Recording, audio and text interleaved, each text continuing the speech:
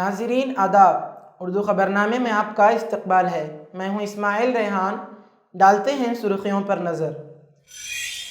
जमात इस्लामी हिंद केरला का वायनाड मुतासिरीन की बाज़ाबादकारी के लिए 10 करोड़ रुपए का ऐलान।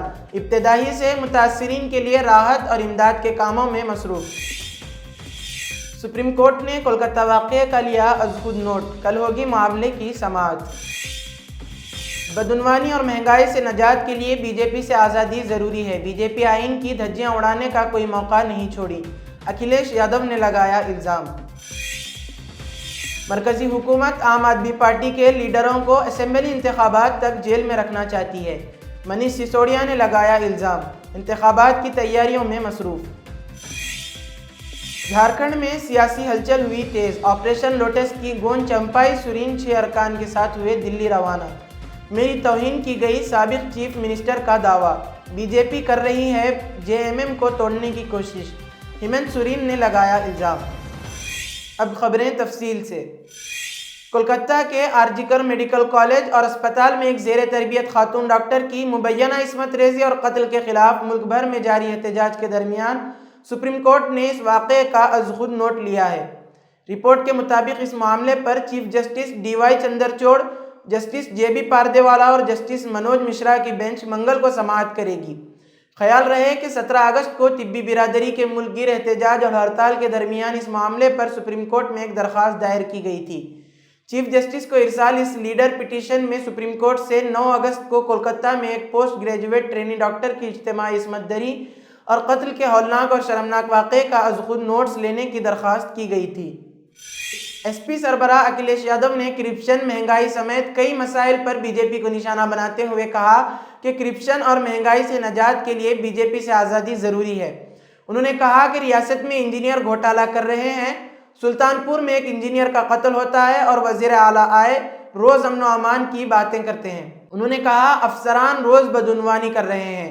एक पोस्ट इंचार्ज किसी प्रधान पर AC लगाने के लिए दबाव डाल रहे हैं। बीजेपी से आज़ादी मिलने के बाद ही हमें करप्शन और गरीबी से आज़ादी मिलेगी। बीजेपी से आज़ादी का मतलब मसाइल से आज़ादी है। उन्होंने कहा बीजेपी आइन की धज्जियां उड़ाने का कोई मौका नहीं छोड़ती।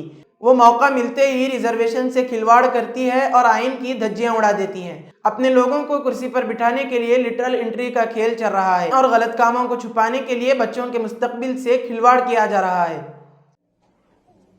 तो सोचिए कितने बड़े पैमाने पर भ्रष्टाचार उत्तर प्रदेश में चल रहा है।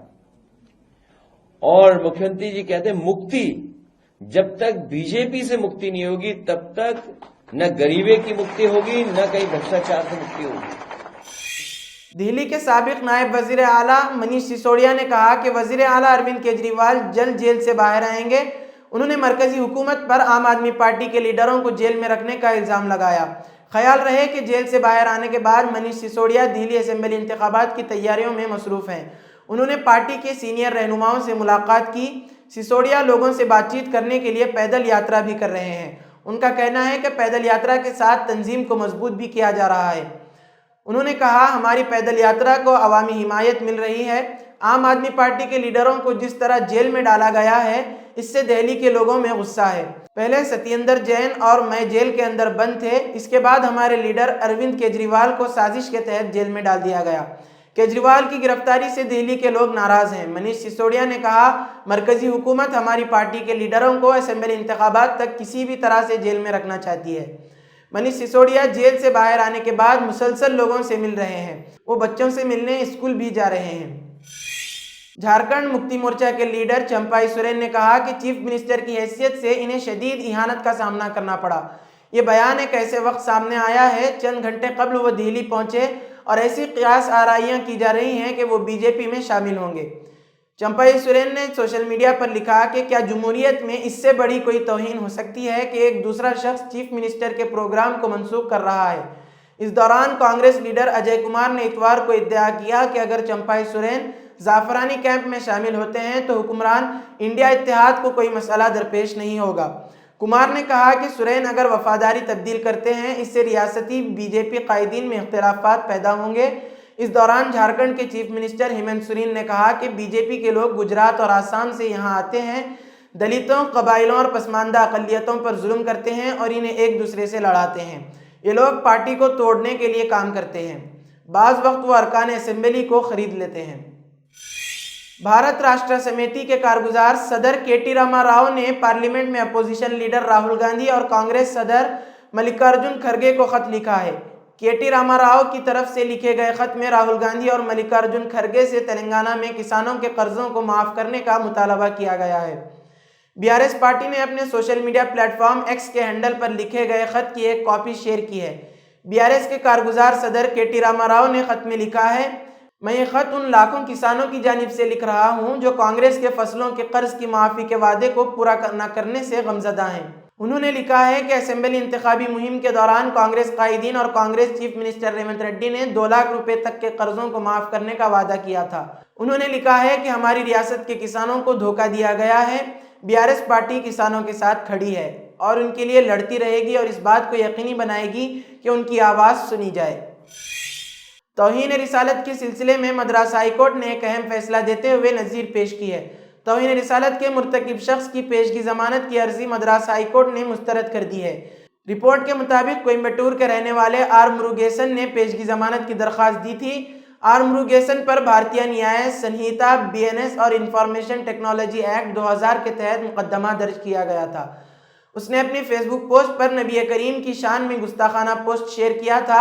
اس سلسلے میں 20 جولائی 2024 کو اس کے خلاف کوئمبٹور پولیس نے مقدمہ شروع کیا تھا۔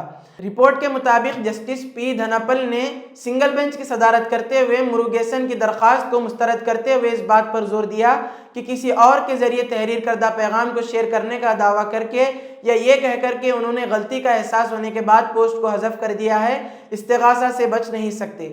اس موقف کی تائید تمل ناڈو حکومت کے وکیل ایڈوکیٹ ایس سنتوش نے کی، جس نے اسی طرح کے ایک کیس میں جسٹس این آنند وینکٹیش کے 2023 کے فیصلے کا حوالہ دیا، جس میں اداکار ایس وی شیکھر کے معاملے میں عدالت نے فیصلہ دیا تھا کہ سوشل میڈیا صارفین کو محتاط رہنا چاہیے اور وہ اپنی پوسٹ سے ہونے والے نقصان کے ذمہ دار ہیں، چاہے وہ بعد میں حذف کر دی جائیں۔ مروگیسن کی پیشگی ضمانت کی درخواست پہلے کوئمبٹور پرنسپل اور ڈسٹرکٹ سیشن کورٹ نے 8 اگست 2024 کو مسترد کر دی تھی۔ معروف اور سرگرم ملی تنظیم جماعت اسلامی ہند کی کیرلا یونٹ ابتدائی ایام سے ہی متاثرین کے لیے راحت اور امداد کے کاموں میں مصروف ہے۔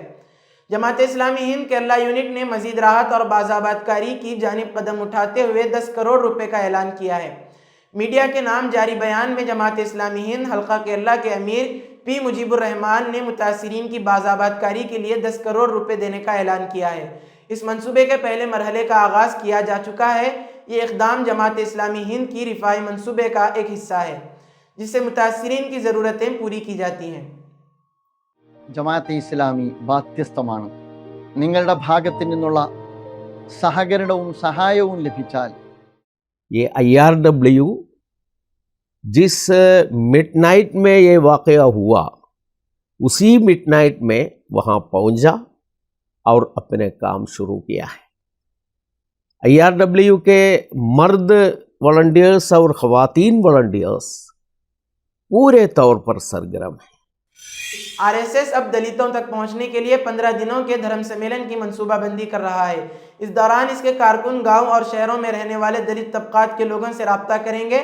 رپورٹ کے مطابق دھرم سمیلن کا یہ پروگرام وشو ہندو پریشد کی جانب سے منعقد کیے جائیں گے اور اس دوران RSS کے لوگ دلت طبقات کے گھروں میں جا کر ان کے ساتھ کھانا کھائیں گے اور انہیں مذہبی بنیاد پر اپنا ہم نوا بنانے کی کوشش کریں گے۔